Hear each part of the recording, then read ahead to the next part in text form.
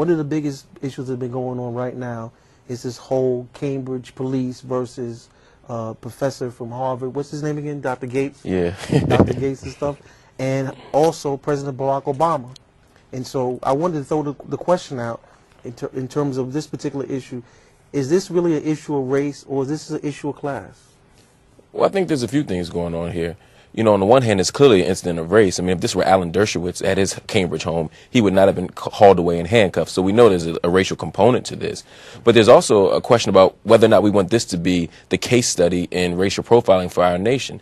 Brothers get racially profiled every day. Brothers get killed in the street like dogs by police officers. Every single year we have national sort of cases of this. And yet this becomes the national profile because there seems to be a sense that this shouldn't happen here. And so when the president intervenes, it's because, well, that could happen to him. If it could happen to Skip Gates, the most influential black academic in history, it could happen to Barack Obama if he's not president. And so there's a sense here that it shouldn't happen to Gates. Sean Bell, we could deal with that. We could understand Diallo. But there's something different about a Harvard professor who's rich and famous having this happen to. So that's race and class and privilege mixed into that. Well, I think, piggybacking on what you're saying, I think that's one reason why Obama said what he said, was because it hit home.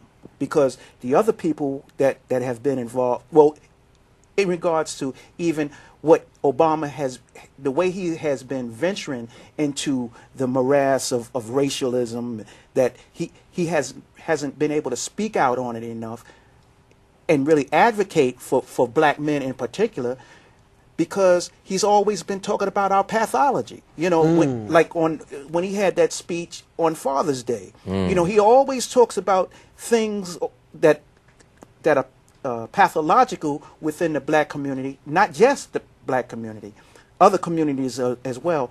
And he seems to use that as a stepping stone to allow him to be non-threatening to other folks. So the fact that Professor Gates is, number one, his friend, like you said, they were in the same class, it hit him personally.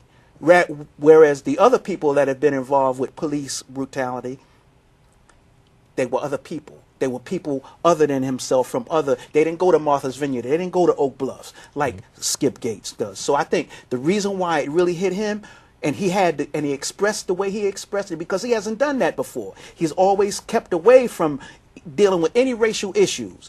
So the only reason that I believe, just piggybacking on what you were saying, was because it's the class issue. Because Skip Gates and him are from the same class, and because it happened to Skip Gates, it could also happen to Obama.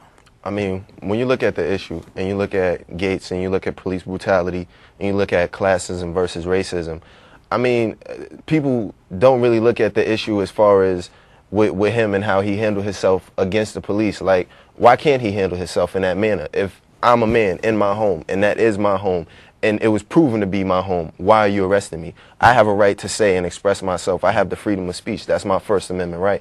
Why can't I do that? You know, I've seen situations where people were beat up by cops because they expressed themselves in a way that the police didn't like, you know.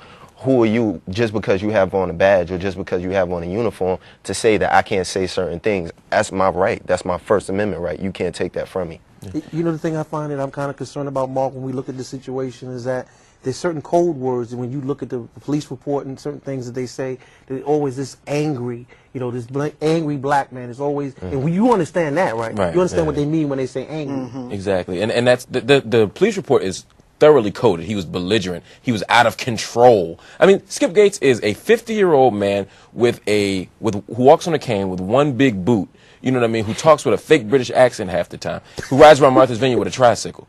So suddenly, you know, he's Rodney King on this police report. And it's interesting, when they released the sound bites, they only released 10 seconds of the call back to dispatch. You don't hear Gates' voice in the background at all. Exactly. And I suspect that if you release 30 seconds, you also wouldn't hear his voice in the background, because he doesn't behave that way. Skip is a friend of mine, and he doesn't talk like that. He doesn't act like that. He's the last person. If it were Michael Eric Dyson, if it were even me, I mean, there's a whole bunch of people who, if it happened to, we say, yeah, he probably said something.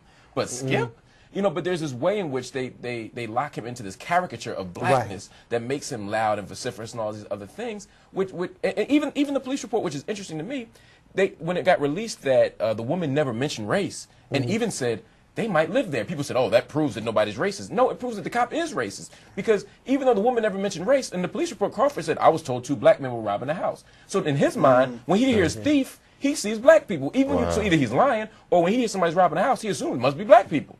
That's crazy. And I That's think the issue. the dynamic escalated when he walked. Well, number one, when Skip Gates, when he asked Skip Gates to step outside on the porch, and Skip Gates knew that if he stepped outside on the porch, that he could be arrested. So he said, "Well, look, let me go and get my identification." He went in and got his identification and showed him who he was and that he lived in that house. So it would seem to me, the point that you made, if it was Alan Dershowitz, and he would have never gotten arrested, because up until that point, no harm, no foul. Exactly. But when Skip Gates showed him the identification, and he still arrested him, to me that just it shows me that it was his ego. Exactly. His ego came into play, that a black man was talking to him the way he was talking to him, because what Skip Gates asked for, he asked for his name and he asked for his badge number. Right. And when he asked for that, I think that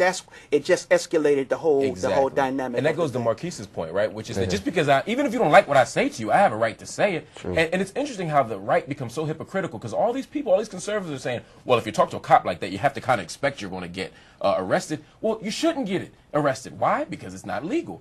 Massachusetts has law that says that you're protected by First Amendment. That's number one. Number two, people say, well, that's different with police. Well, no. They have case law that says even if it's a police officer, even if you're under arrest, you can berate a police officer. You can talk about his mama, his daddy, or whatever you want, and there's nothing unlawful about it. And so essentially what they're saying is we should close our eyes to the Constitution when it comes to police. These are the same people that are assaulting Sonia Sotomayor right now for being a so-called activist judge who's going to ignore the Constitution. So it's okay for police to ignore the Constitution in the interest of brutality and terrorism, but they don't want people to ignore the Constitution in the service of social justice. It's a bizarre and transparent kind of hypocrisy that makes me sick. But that's the American way. Ain't no lie You about know, that. that's the American way. Now, there's some brothers that say that Barack Obama is being kind of hypocritical, because when Barack Obama was in New York City and he was taking his wife out to dinner, remember you mentioned that in your speech you made not too long ago, Omar Edwards' case was raging.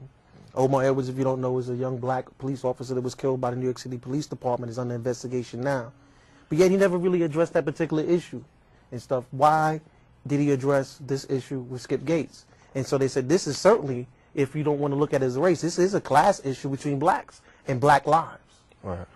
I mean, to The look value at of them. what Charles had said, you know, that was a personal friend of Barack's. So I figured, you know, he would say something there. But with the case of Omar Edwards, I mean, that was ridiculous. Like, that was just a brother who was a cop. I mean, I'm a cop, you know, I'm showing you I'm a cop. And he died. Like, he was still killed. So, I mean, for Barack not to, you know, say anything about that, I think, I don't know, like, it makes me just think, like, It just am I not that important? Yeah, why would you dive into this particular case when we have so many other ones? We have Adolph Grimes, we have Bobby Tolan, we have so many other ones that were going on. The brother that got killed down in New Orleans during New Year's and stuff. So I mean, why this particular case?